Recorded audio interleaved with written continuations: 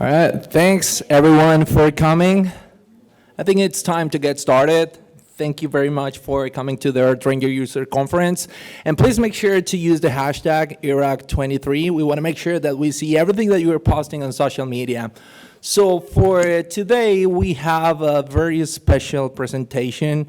And for the first time in the EarthRanger User Conference, we have representation from Latin America. It's really great. Yeah. So cool, and obviously we have an amazing person representing Zambia as well. So we have very interesting people presenting today, participating in this interesting panel, which is for those who are lost. This is the panel of Community at the Center of Conservation. This is the right room. Today participating we have Mary Malasa from BirdWatch Zambia, who is a Species Conservation Officer, now transitioning into a Program Manager role. Congratulations, Mary. Thank you. And also we have Lina Caro from Wildlife Conservation Society, Colombia. She is Conservation Areas Management Coordinator. Please help me welcome. And also we have Denice Lugo from the Mexican Fund for the Conservation of Nature. She is a Socio-Environmental Research Coordinator. And please allow me to introduce myself. For those who don't know me, I am from the EarthRanger program. I am the partner manager for Latin America and Caribbean. And having said that, let's get started. So let's get started knowing the context, right, of the situation. So we would like to know what the challenges are and the conditions of your working area. So we are going to get started with Mary, if you don't mind. Thank you. Firstly, it's an honor to be part of this panel. I look forward to learning from the other two participants. So I work for BirdWatch Zambia. BirdWatch Zambia is a local non-governmental organization. We promote the study and conservation of birds. Our mission is to promote the study, conservation, and general interest in birds and their habitats in Zambia. And we work in a network of sites we call important bird and biodiversity areas or key biodiversity areas. I'm sure most of you are familiar with those terms. And I'm not sure you can see, but the gray areas there are national parks and game reserves, and all of those are our key biodiversity areas or important bird and biodiversity areas. So basically, we are spread out across the country. Wherever the birds are or wherever the birds take us, we will be there. But that is not to say we have presence in all of those places, and that is a challenge that I will be discussing in the challenges section. So most of those areas, or most of the important bird and biodiversity areas or key biodiversity areas, in the most rural, some of them are in the most remote places, in the most rural places where infrastructure or development is first. So the challenges with that context of what the working situation or the work area is, some of the challenges that we face in community engagement, which is our topic for today, we have limited coverage. As you can see from the map, the areas are spread out, and we are a small team. Sometimes we are stretched and we can't be in all of those places. So that is one of the major challenges. And of course, that hinges on resources and staff capacity to do that work, to reach out to communities or to engage communities. Another one of our challenges is maintaining sustained community involvement. So this one, I'm sure, is a challenge that is cross-cutting. I mean, for all countries, you know, it's difficult to, and I'll show you after this session when we talk about how we engage communities. it's difficult to maintain or sustain community involvement, especially in places where you are not present. We are based in Lusaka, our office is based in Lusaka, and we have to travel to all of these places to engage communities. And when we are not there, sometimes we can't monitor any changes or change of behavior or participation, or, you know, it's difficult to just maintain and sustain the involvement of communities when we are not there physically. Another one is convincing communities to prioritize conservation efforts over immediate priorities. As I said, some of these places are very remote or rural places where immediate needs or immediate priorities are not conservation, for example, where immediate needs or priorities are, you know, food security or adapting to climate change effects, you know. And so when you reach out to communities and try to engage with them over conservation issues, they may not prioritize this because this for them is not their priority. They have other issues, and that is a challenge because it's difficult to engage with them like that when conservation is not a priority. And then the long-term commitment then becomes, this one is tied to maintaining sustained community involvement because the long-term commitment becomes a problem. Let me give an example of if we have an active project in an area and that project closes because the funding comes to an end or for whatever reason, it's difficult for communities to have that long-term commitment because we're not there to support them through and through. Another interesting one is managing expectations. It's, you know, social aspects in conservation are very complex. You have these communities who have different priorities and you call them and you would like to engage them to participate in conservation, but they expect something. And it's difficult to manage those expectations because they are coming to meetings or they are coming to workshops or they are coming to participate with an expectation of getting something in return, like a direct benefit, a physical, it's something tangible out of it. And the skepticism about our intentions.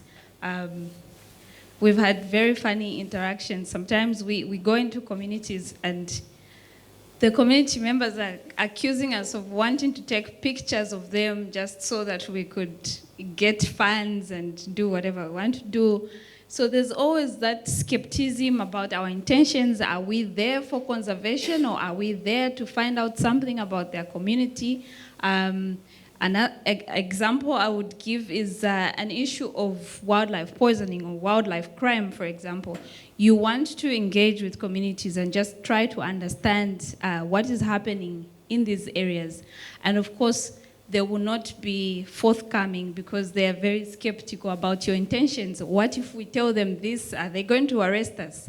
Are they going to hold us accountable for this or for that? So that in itself is a challenge, and that is, those are some of the challenges that we have faced doing community engagement as BirdWatch in Zambia.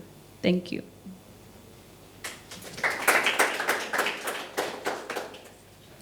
Lina. Good afternoon. Oh, that's good. Yeah. So this is a Colombia map, and WCS Colombia is working in 5 different landscapes that are on dark green. We have lowland and Andean mountain landscapes where we work, and also we have another landscape that is more in the marine part in the Pacific Ocean. So I also have a list of challenges and the most frequent ones that we have in our daily conservation projects. And I think most of you must be familiar with some of them. And of course, if you have any recommendations on these, just please, this is why we are here to discuss these kind of things.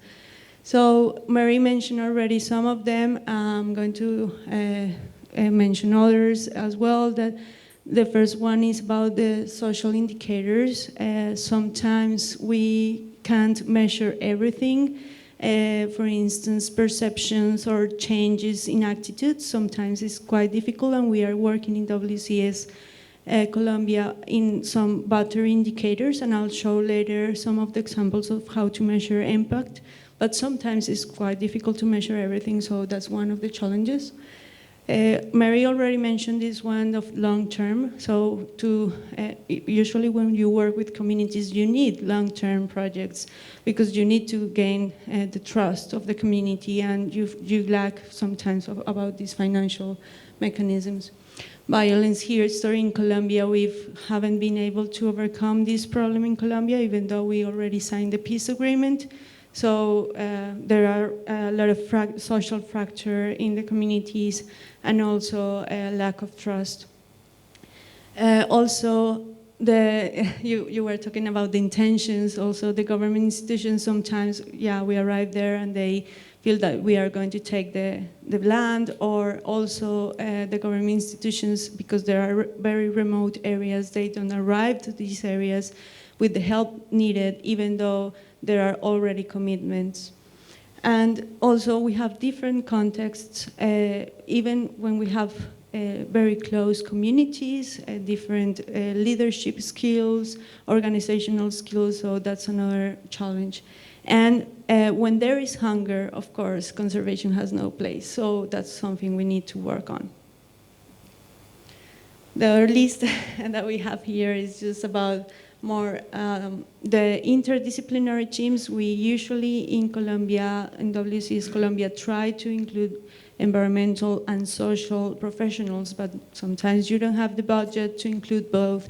The only thing that is true is that when you work with communities, you should have the social component transversal to all the conservation actions you are doing. Otherwise, it's not going to work in this way. And women's participation in male-dominated societies still in Colombia.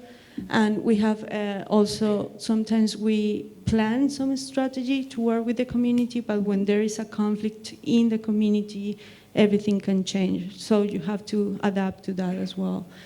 There are prevailing interests from different groups, for instance, mining groups, so sometimes that is just on the top of everything, and we cannot do that much about that problem. And sometimes when we arrive there, the community sees the projects as just a money income project, and they want to take advantage of that, and not seeing the conservation aspect, so we also need to work on that. And finally, the participation of key stakeholders in decision-making is very important, but we have the challenge that sometimes some of the stakeholders are not there taking the decisions that we're supposed to do. I will be standing up. Well, sorry. The mic. Well, I will start thanking EarthRanger and especially Dani for the invitation to be in this amazing panel with Mary and Lina. It's a great opportunity for the Mexican Fund for the Conservation of Nature and for me to be here sharing our experiences and our insights about putting communities at the center of monitoring. I will start briefly discussing how we manage biodiversity monitoring in my country. This is Mexico, and a representation of all the flora and fauna we have in the country. In Mexico, biodiversity monitoring has different levels of action.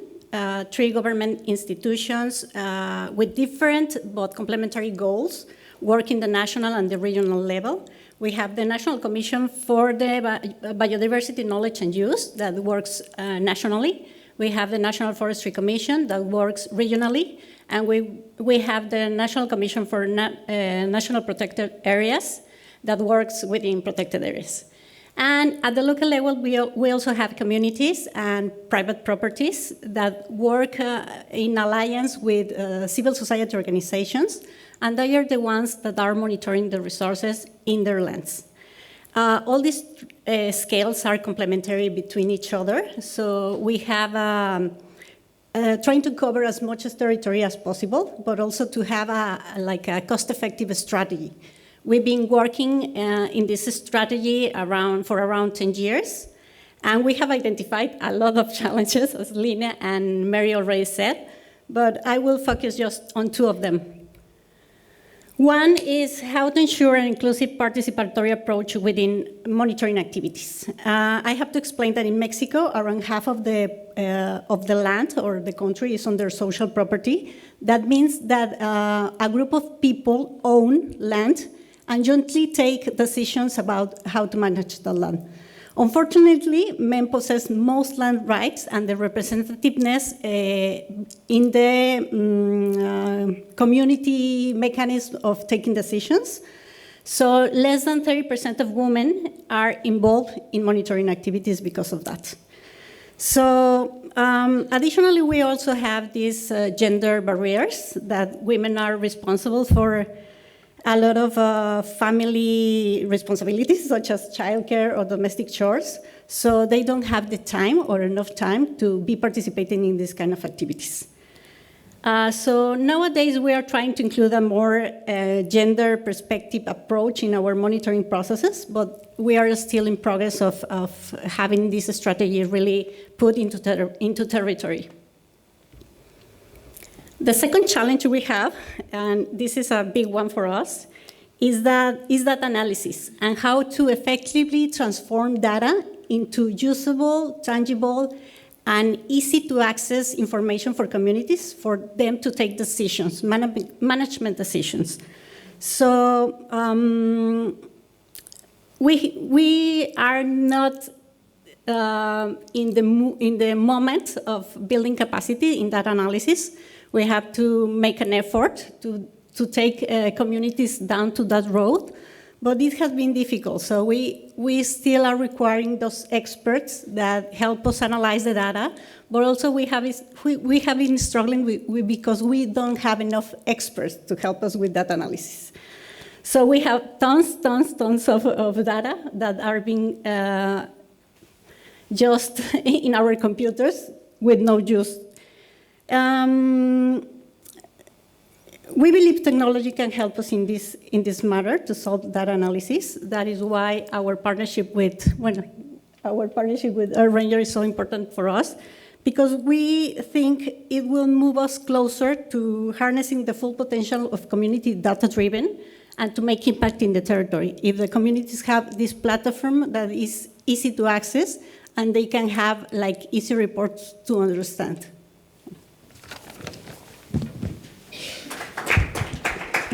Thank you so much for the first round of questions.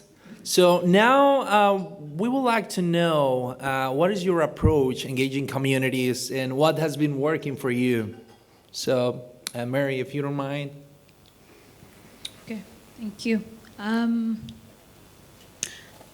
For this section, I put up a number of pictures just so you could get a visual representation of how we engage communities. One of our approach is education and awareness, and this is at different levels, on radio, on national TV, in communities, workshops, meetings, in schools. The picture on the left there is just a meeting we had with communities and traditional leadership. On the right is engagement of schools. So we do a lot of work around education in schools, and we don't only end at presenting or telling the pupils what conservation is. We go a step further by being practical and involving them in conservation activities like the tree planting activities that we're doing there. Next. Sorry. So still on education and awareness, we also share some materials. So these are posters that we shared. The one on the right is just talking about vouchers. Zambia is a cocktail of languages. We have 72 tribes and 72 languages in Zambia. And so we try as much as possible to make sure that the material is understandable in the area that we are working in. So for example, the 2 posters here were interpreted in the local language in the area where we were conducting community awareness. Okay, next slide. We also do field trips and birding activities. Again, here we involve children, not only children, but all age groups at all levels. And this is just to build the interest in birds. We want people to see birds differently. We want the kids to look at birds and appreciate them rather than look at birds and see food, or look at birds and see, you know, they want to use their catapults and kill them for fun or as a sport. We want them to have a different perspective about natural resources. So we engage them in field trips. We go out on excursions. We let them enjoy nature. We go on birding trips. We also do partnerships. The picture on the right is a hut that we have within Lusaka National Park at the Game Rangers International Wildlife Discovery Center. So we have partnered with Game Rangers International to create space to educate people that come in, not only children, but just basically anyone, general public. Anyone who visits the national park can go into one of these conservation huts and they can learn about wildlife, they can learn about what we do, and they can also, you know, get to experience, because they're in the national park, from there they get to go on a walk or on a game drive. Next slide. Another way that we involve communities is through citizen science. And again, this is across the board, children, basically all age groups. And what we do is we share some pocket guides, for example, the picture on the far left, pocket guides, bird identification guides, again, to spark interest in birds or in conservation. We are also using platforms like eBird and Merlin, which are used for recording and identification of birds. And these tools we are using to promote bird conservation, bird appreciation, and just to have general data about birds in the country, and to have citizens that care and, you know, just contribute to the knowledge pool in terms of birds. So I think this is my last slide on the, yeah. So yeah, that is some of the ways that we engage communities. Thank you. All right, Lina. Thank you. So I'm going to give you 3 examples of 3 different projects that we are working. The first one is a wildlife project. It's protecting 15 species in 3 different landscapes in Colombia. And this one is more focused on the catfish, which is endangered. It's the photo that is just there. And here we are helping actually women for productive enterprises like bakery and handicraft, so they can have economic alternatives when there is ban restriction for fishing the catfish. And so they participate in the economic dynamics of the family. And the result now is that we have a local association of women that participates and have organizational skills and leadership and make decisions. That's one. The other one is more about the Andean bird spectacle, I think bird is called in Colombia. And it basically, this We Preserve Life project in Colombia is more about protecting, it sounds a little bit better.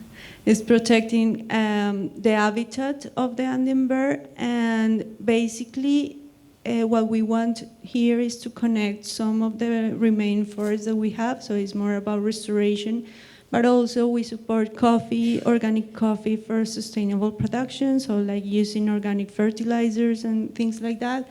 And the result is that they've adopted already a coffee brand with the target conservation species, and in this project we secure or increase the livelihoods and of course improve the family economy and daily life. And the thing is here we don't have a focus in just a strictly conservation approach, but also economy, so it builds up trust with the communities. And the last one, it's, well, Mary was showing you these products and the languages they have, which is very important to also make communication products, and these kind of products need different things, no? So we need an appropriate vocabulary according to the reality of the territory. This means not using, for instance, the word hunting as a threat. It can be offensive, you know, so we need to be very careful with the vocabulary. We should be in consonance with the needs of the community, not our needs. It should have few words. We have people that doesn't read in the communities. Don't try to tell everything. Yeah, we as biologists always want to tell everything. Scientific literacy, so this means using non-technical words to actually tell technical ideas. And the last one should have a great design, and these communication products, as we are working on, for instance, for a donor. So communities deserve the best as well. So we should do a great effort to do this kind of products. Thank you.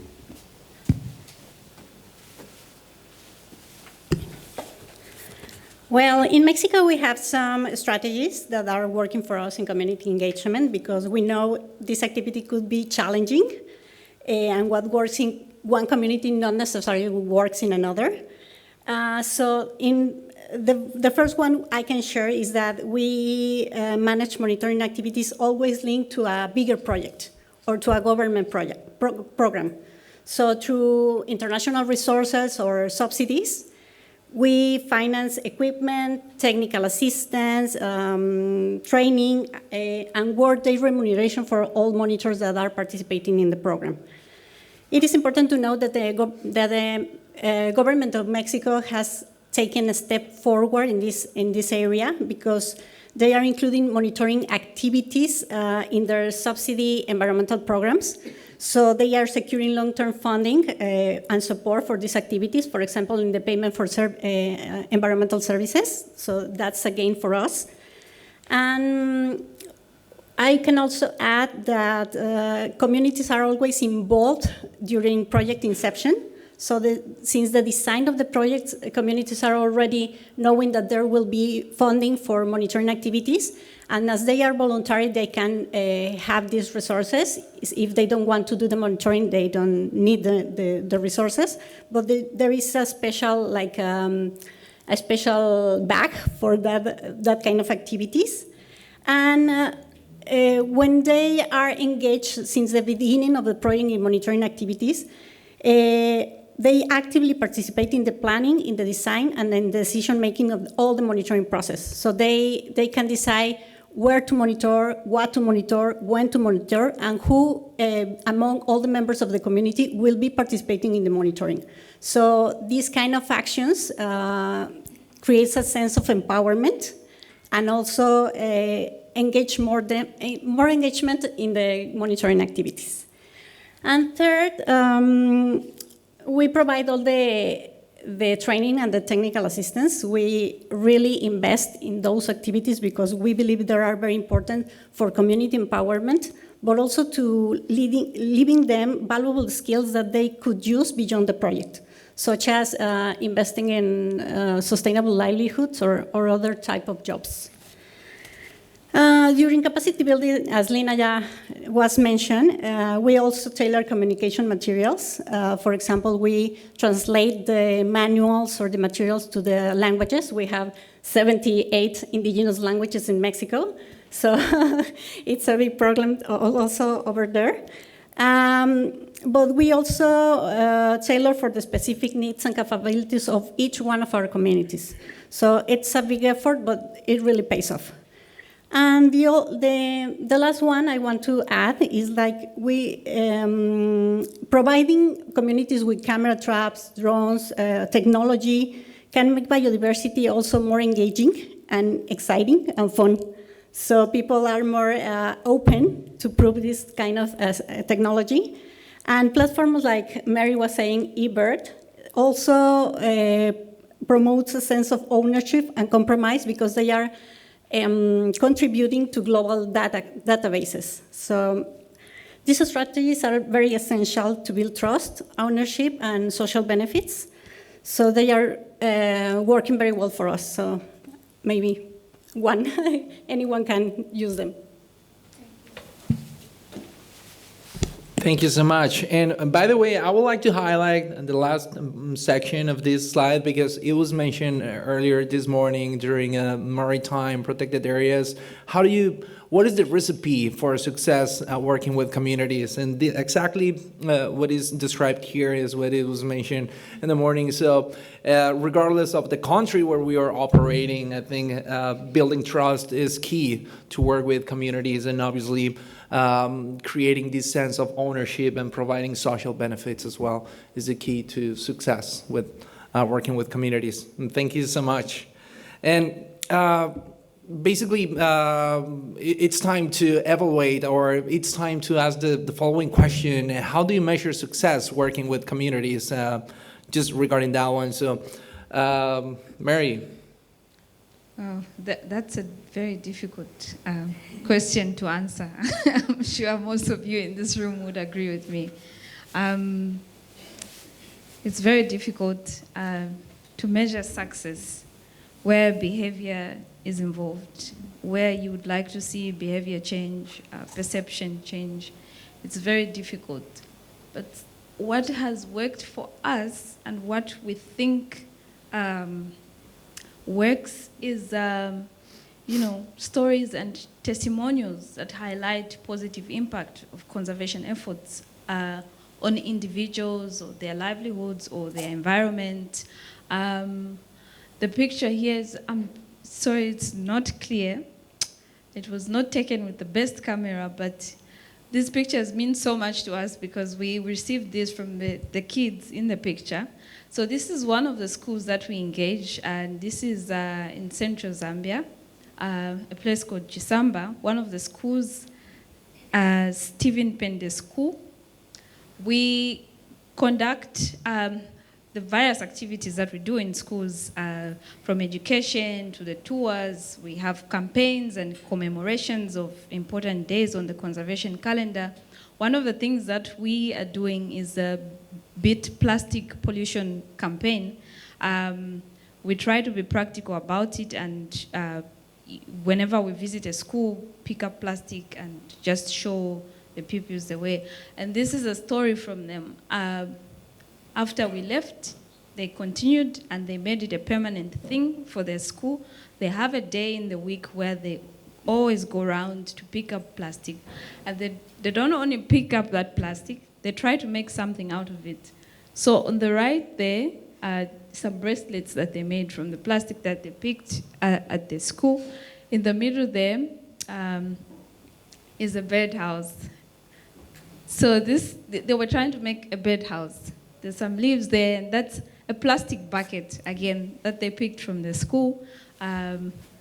There's that writing, they framed it with some plastic. I'm not sure you can see, but there's many things that they're trying to do with that plastic. And for us, this looks like success, because if we are not there and they're able to do this and even go a step further and make something out of, plastic waste, I think this is one of the areas or one of the things that we can say is successful. And again, stories and testimonials of people. The next slide. The other 2 points that could be used to measure success, I think, is assessing the satisfaction and perceptions of community members. I'm trying to be careful with the use of perception there because it's difficult, again, to assess the perception. But, assessing the satisfaction of community members regarding our organization's effort and the impact of conservation activities on their lives, just engaging with them, one-on-one conversations or questionnaires or whatever it may be, just hearing from them, assessing whether they are satisfied with the change that was brought, or was there any change that was brought by any conservation activity that we conducted in your area. To what extent did this bring about change? Are they satisfied with the change in the area? And collaborative achievements. What have we achieved together with the communities that we're engaging? Have we achieved a team of communities that are on the watch for threats like human-wildlife conflicts or wildlife poisoning? Have we formed a network? Have we created a database together where we share information? What have we done together? I think collaborative achievements is one way of measuring success for us. Thank you. So this is another example of wildlife project and how we measure impact on. We do monitoring of the target conservation species, and we have state indicators. And here, the strategy is to use conservation agreements, which they sign an agreement for non-hunting, restoration, and conservation processes. In this case, for the spider monkey and the blue-billed curassow. And we also do local festivals with traditional knowledge. And here, what we see, or what we've seen, is that in the monitoring process where we evaluate the occupancy models of those species, we see that the colonization probability is higher when we have the area under conservation agreements.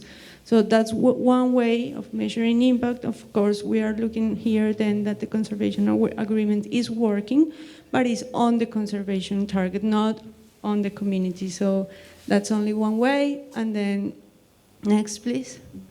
The other way is also when the community start having impact on decision making. So the first one, and this photo here is about the fishermen taking decisions on the regulation of the fisheries, and they have now a regional and local system for decision on that system. The other one is the creation of new protected areas, and they come with the idea. This is the case of a marshal called La San Juana. They initiate the process, and now it's a protected area. Another one is that the community is actually the one that does the control and prevention of the eggs of the South American turtle, and the recognition of a special area, and they monitor this area.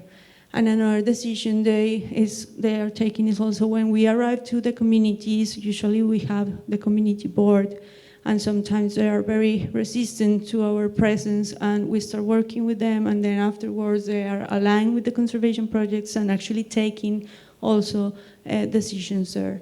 Next, please.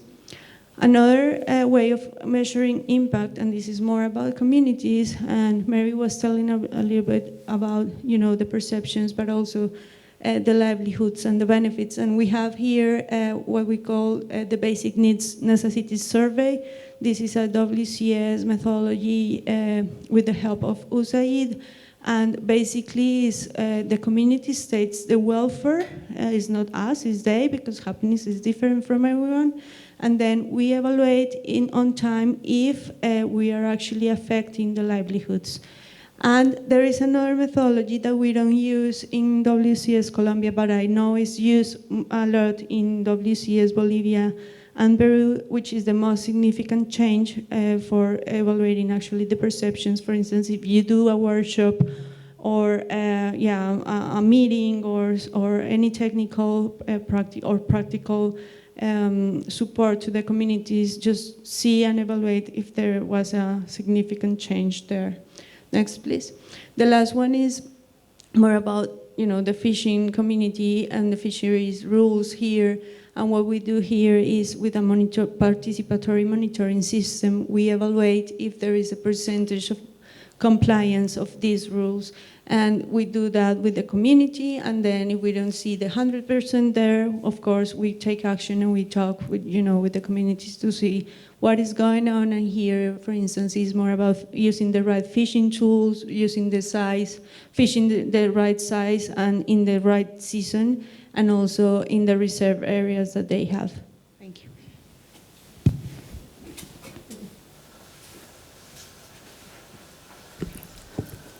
Well, in our case, when we started developing all these biodiversity protocols, we knew we had to identify the needs and the interest of the different stakeholders that will be participating in the monitoring activities, since government, civil society organizations, and communities will be involved.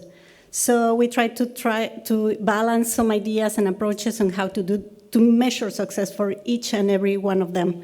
So for government agencies, for example, they were concerned more about species numbers, populations, dynamics, just to measure if environmental policy and conservation programs were effective. So success for them meant having data to confirm that public policy was being accomplished or that national goals were accomplished. On the other hand, we have the community perspective. They were more interested in knowing which species they have, so they can report to the National Forestry Commission and continue receiving, for example, the payment for ecosystem services. So that was very important for them. However, monitoring is not just, from our perspective, is not just counting species or collecting data. It is also about strengthening this bond between nature and people. So success should also be able to measure those co-benefits of positive impacts that monitoring is leading to the territory.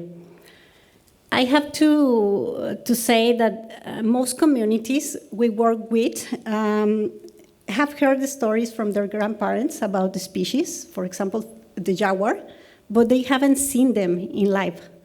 So having this physical evidence, just like these videos, of all the species that are coexisting with them in their territory, make them proud and make them confident about what they have, the richness of the territory.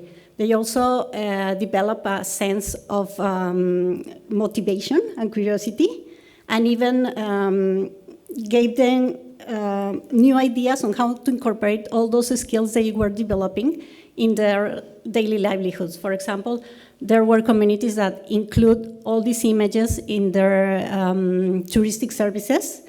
They include bird watching or fauna observation. Others, for example, they were trying to obtain seals, certification seals for products like coffee.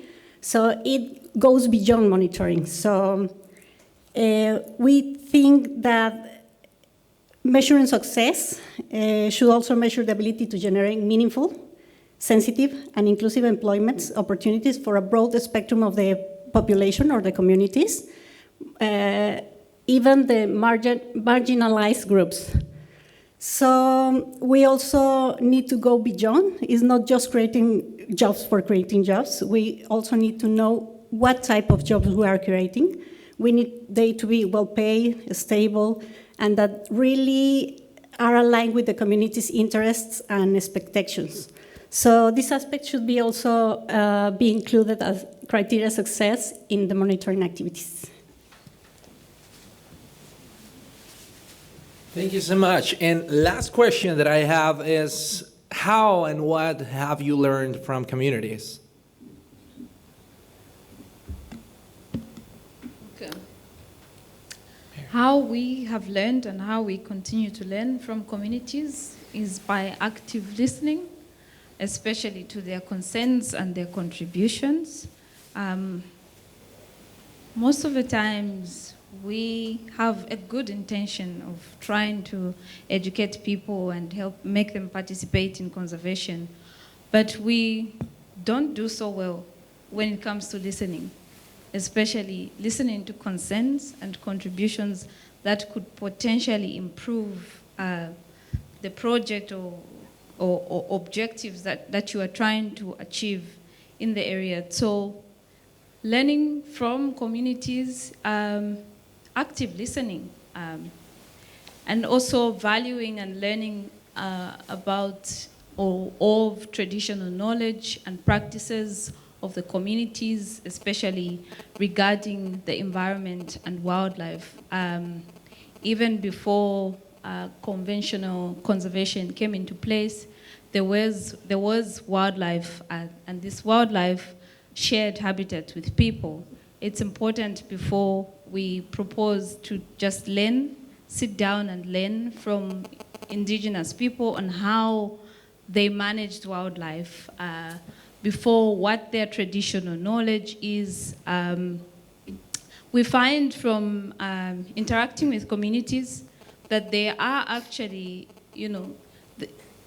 I'll give an example of birds because I'm from BirdWatch, so it's going to be a little biased. So as we interact with communities, they tell us about birds that they used to see, that they do not see, and what that bird meant to them, and what it means for their culture, and all of that. So we value learning from these traditional, from their traditional knowledge and indigenous knowledge. Another example I would give of the traditional knowledge that we could learn from is, I don't know about other African countries or outside Africa, but in Zambia, there are places that are sacred. They are considered to be sacred. Some forests that are sacred, some places that you are not supposed to enter without the traditional leaders' consent. And this is an opportunity that we can leverage to bring in conservation, because that can be used, married together with conservation objectives to achieve conservation in that area. So that indigenous knowledge, and also the powers that traditional leaders have. In Zambia, our traditional leaders are equal to, or more powerful than the president. If I can put in that context, in inverted commas, please. Yeah. So traditional leaders have, the power to pass some laws for their community. If you are trying to achieve, you have a target of beating deforestation in an area, traditional leaders have the ability to pass a law to say no one is allowed to cut down trees, or no one is allowed to do this in this area, no one can trespass in this area. And that is, a learning opportunity. So we sit down and listen and also learn from them. The picture on the left there, bad pictures, sorry. The man in the blue shirt, far left, top left, is the chief in one of the game management areas in Kafue National Park of Zambia. And I think it's important to just have traditional leadership supporting your conservation initiatives. And on the right, we had a meeting with community members. We were just trying to listen to them, This time we didn't go to teach them, we went to listen. We went to listen to what their thoughts were about. This particular meeting was about wildlife poisoning. Because oftentimes we go there and we say, no, people who are living in this community are poisoning wildlife, people who are, we sat down, we listened to them. We listened to what they think about the drivers of poisoning, or the drivers of deforestation, or the drivers of wildlife crime, and what they think about our conservation initiatives. Do they work? Can they work? Are they feasible? So we learn a lot, and we learn through active listening and listening to concerns and contributions. So I think some of these, so Mary already mentioned the importance of listening. So we just start seeing the similarities between, different continents, different countries, but it's still, the same conclusions. Traditional knowledge, Mary already mentioned that as well. Denise mentioned also the importance of involving the community since the beginning of the project, and also here we try to hire the communities to be part of the team. That's very important. And also we've learned the concept of happiness is not the same for everyone. So that's another context that we need to be aware when we work with local communities. The ability to adapt of the communities. We've learned that they are very resilient, maybe because of the violence history, also because the government institutions doesn't arrive there, so they just need to adapt. And then the importance of sharing information, as Denise was saying, it's just something that we learn and also, and is the camera traps information, how useful to show just an images, and then they can know what biodiversity is there and actually appropriate about these species. Next one, please. So the other one is just an example of what we have learned as well. This is what we call the pianguar activity. They harvest manually. There are clams, that is a mollusk, and basically is a key income for the family, but it's also a social activity for women. They go and talk and laugh while they do this, and the main threat of this species is that are harvested in small sizes, less than 5 centimeters, which is what the Colombian law allows. And when they identify that, they just look for us for WCS, but it was already identified by the community that they were having a problem, and actually they involve us in the conservation project of them. So we use the traditional knowledge of them, and then they are doing the participatory monitoring. We just taught them how to use SMART, and then they're using SMART for collecting the information and see if actually they are doing all the process of collecting manually the piangua resource well, or if it's not working well for them. So basically, this is all based on the community, and we've learned a lot from the knowledge and the activity that is a very cultural, important activity.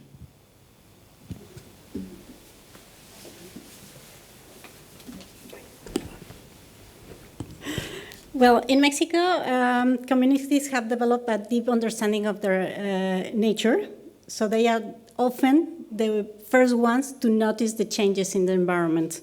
This local knowledge depends on practical keys, attributes they have, that serve as proxies of the status of the ecosystems. Therefore, local knowledge is constantly constructed, deconstructed, and analyzed from different observation, experience, and even all the knowledge that had been passed through one generation to another.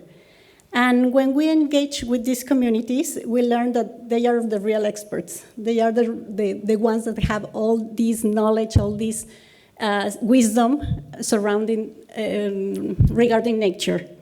So they have observational system comprising all information, theory, methods, practices, but it's also related with human existence. They also have this identity, worldviews, tradition, and beliefs that surrounds nature. So it's very important to when we start a project, a monitoring project or conservation project, to have both sides of the story.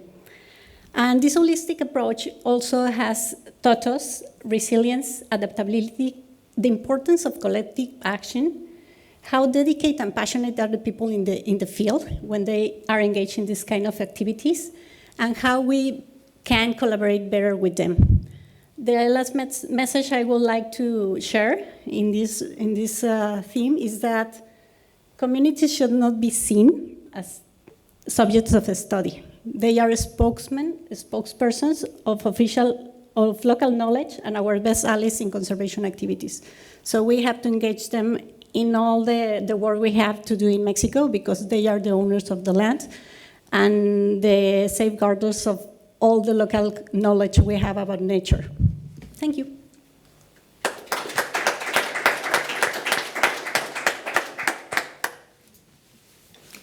Thanks, everyone. I think we're at the top of the hour, but before we close this session, if anybody wants to connect or if anybody has any question, you can connect directly with Denise, Mary, or Lina, or you can contact me and I will be more than happy to connect you with them. So thank you very much. It's time for the closure session of today.